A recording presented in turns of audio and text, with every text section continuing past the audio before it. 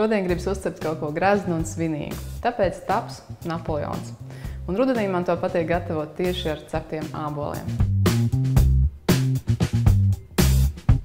Pirms ķeros klāt pie kārtainās mīklas, esmu jau krāsnī sacepusi ābolus. Tiem izņēmu sērdi, mīzu neņēmu nost un sagriezu šķēlītēs. Tagad tie ir gatavi, ņem ārā un atdzesēju. Kamēr āboli dziest, esmu sagatavojusi jau 2 pannas kārtainai mīklai, un arī pašu kārtaino mīklu esmu sagatavojusi jau iepriekš. Kārtaino mīklu gatavo no miltiem, augsta ūdens, sāls, nedaudz citronu sulas un sviesta. Pats svarīgākais un sarežģītākais ir ierūlēt sviestu tieši mīklā. Parasti tas paņem diezgan daudz laika, tāpēc es bieži vien pērku jau gatavu mīklu veikalā. Uz galda uzberu miltus, tā lai rulējot mīklu nelīp klāt pie ruļļa un arī pie galda. Napoleonam vienmēr es izmantoju tieši kārtaino mīklu, nevis raugu kārtaino mīklu. Tāpēc, lai šīs kārtiņas būtu tādas kraukšķīgas, čauganas, kā jau Napoleonam pienākās.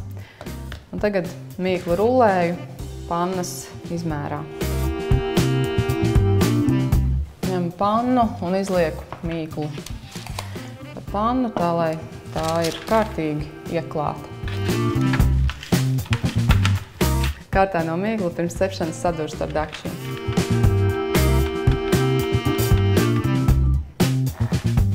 Un sagatavoju tieši tādu pašu otru kārtu.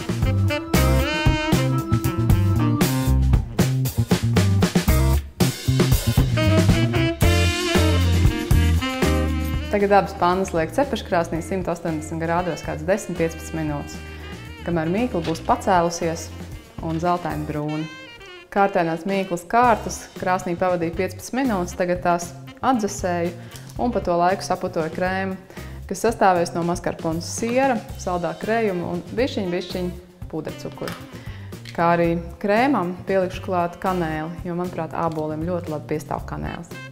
Putotājā lieku kopā maskarpones sieru, saldo krējumu un pudercukuru. Proporciju vienmēr ievērot pusi uz pusi, pusi sieru, pusi saldo krējumu. Ja ceptie āboli ir gadījušies saldas šķirnes, tad pudercukuru pie krēma var arī nepievienot vispār. Tagad putoju krēmu līdz stingrām putām un pašās beigās pievienošu kanēli. Kad krēms saputot stingrās putās, pievienoju nedaudz kanēli un saputoju to līdz viendabīgai mastai.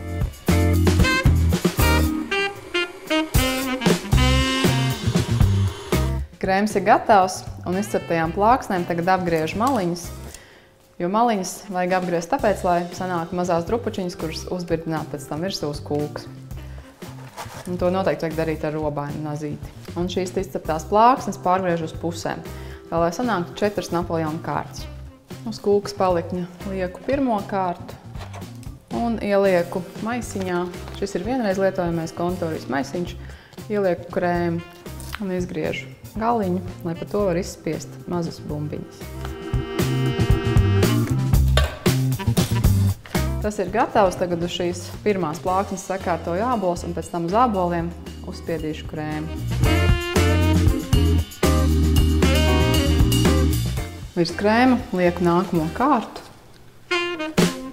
Ja kāda kārta kaut kur ir ieplīsusi, to vajag noteikti likt pa vidu, jo tad tos gabaliņus šeit ir viegli piestiķēt klāt. Un tagad atkal lieku ābolus un krēmu.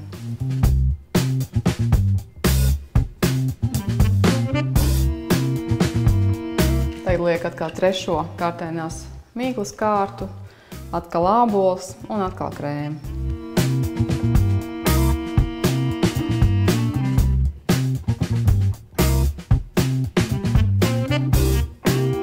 Un virsū uzlieku 4. kārtainās mīklas kārtu. Un tagad pārberu pāri drumstaliņas, kas man palika no maliņu nogriešanas. Un pašās beigās atliek vien pārberu pudercukuru. Mans graznais svētku Napoleons ir gatavs. Ja jums patīk kraukšķīgi Napoleoni, tad ēdiet to uzreiz nekavējoties. Bet ja patīk tādi, kuros savilcies ir krems, tad ievietojiet uz pāris stundiņām leduskapī. Pamēģiniet uzcept Napoleonu, jums izdosies!